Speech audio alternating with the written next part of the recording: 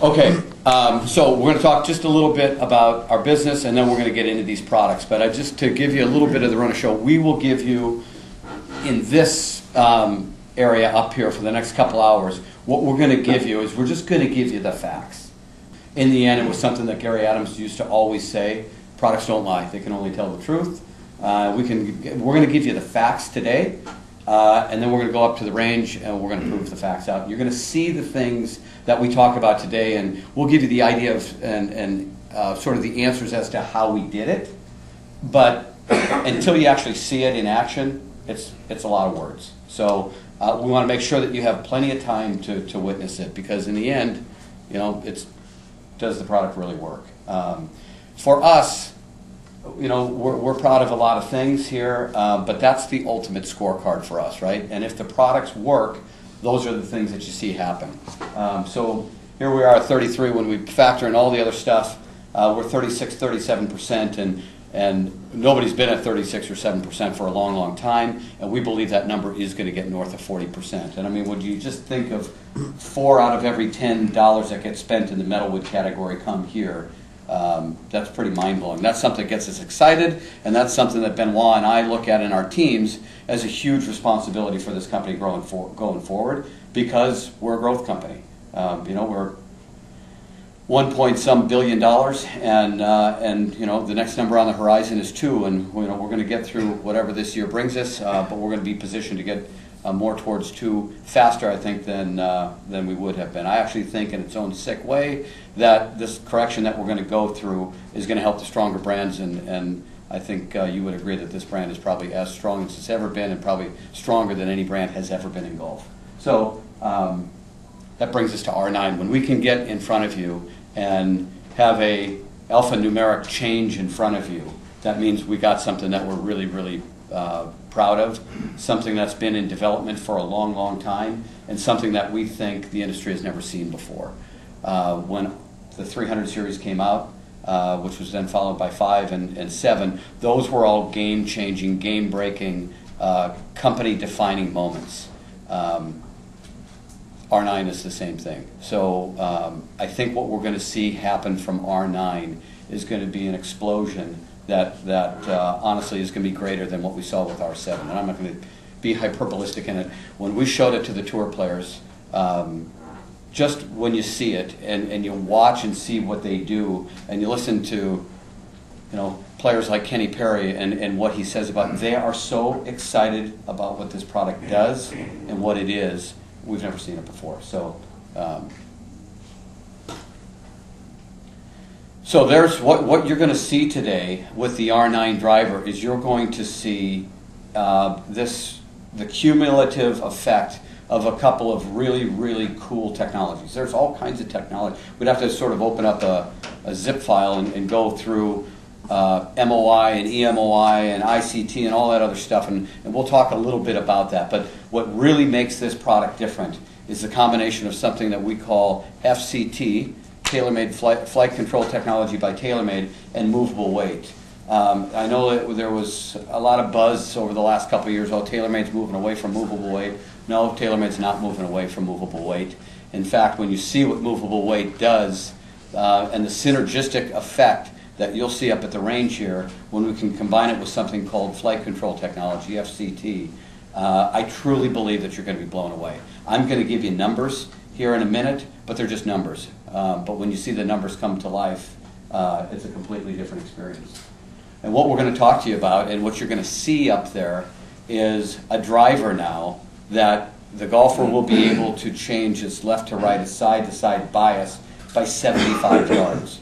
So if you could just look at, we're from Wisconsin, so if you could take Lambeau Field and turn it sort of on its side and be at the 50-yard line and hitting a ball into the far sideline, if you can imagine what 35 or 40 yards left and right looks like in adjustability, it's mind-blowing. It's mind-blowing.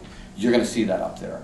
And when you see that somebody that would have a 30-yard slice can leave now without a 30-yard slice and play golf differently with the twist of a wrench, It's never happened before. Never happened before.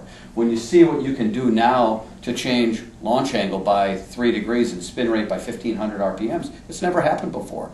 When we introduced in 2004, we talked about 7 to 10 yards of left to right adjustability with an R7, right? And we talked about changing the spin rates by 2 or 3 or maybe 400 RPMs and the launch angle by 3/4 of a degree.